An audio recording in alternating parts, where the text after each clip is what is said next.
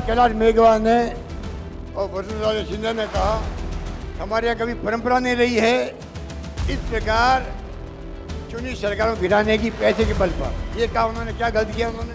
मुझे ऐसा लगता है कि सम्माननीय मुख्यमंत्री जी की नेता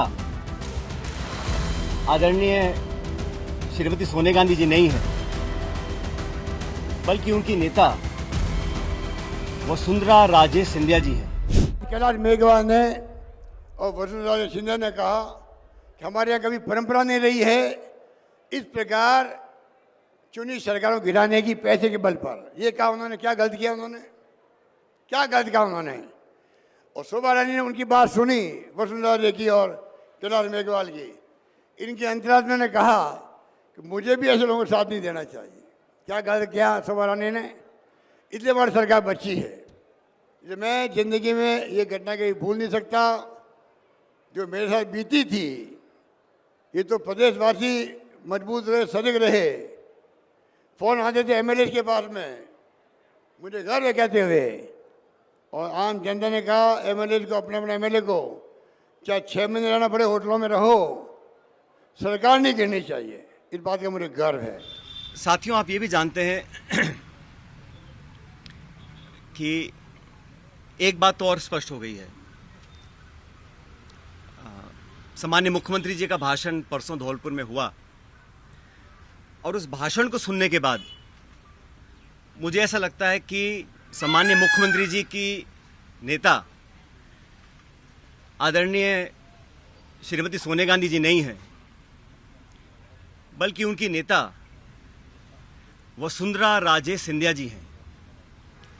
उनकी नेता सोनिया गांधी जी नहीं हैं, बल्कि उनकी नेता वसुंधरा राजे सिंधिया जी हैं। और एक तरफ ये कहा जा रहा है कि हमारी सरकार को गिराने का काम भाजपा कर रही थी, दूसरी तरफ कहा जाता है कि सरकार को बचाने का काम वसुंधरा जी कर रही थी। तो ये जो विरोधाभास है, इसको समझाना चाहिए। आप कहना क्या चाह रहे हैं, ये स्पष्ट कर देना चाहिए। आप सबको मालूम है, सरकार बनने के बाद मैं प्रदेश का उप मुख्यमंत्री था, प्रदेश अध्यक्ष था, और 2020 में देशद्रोह, राष्ट्रद्रोह के मुकदमे में मेरे पर कार्रवाई करने की कोशिश की गई थी। अनेक ऐसे प्रकरण हुए और हम सब लोग, और मैं स्पष्ट करना चाहता हूं कि मैं और हमारे कुछ साथी सरकार में नेतृत्व परिवर्तन चाहते थे। अपनी बात को लेकर हम दिल्ली भी गए और अपनी बातों को रखा। उसके बाद अखिल भारतीय कांग्रेस कमेटी ने लगातार चर्चाएं हुई और आज वो दुनिया में नहीं है, स्वर्गीय अहमद पटेल साहब, लेकिन उनके माध्यम से सब नेताओं से मुलाकात हुई और एक कमेटी का गठन हुआ, एआईसीसी ने किया। उसमें माखन साहब, वेणुगोपाल जी और अहमद पटेल जी सदस्य थे और उस कमेटी का एक काम था। और कमेटी जब गठन हुआ उस समय हम सबकी बात सुनकर हमारी बातों को एक्सेप्ट किया गया और एक रोड मैप तैयार किया गया।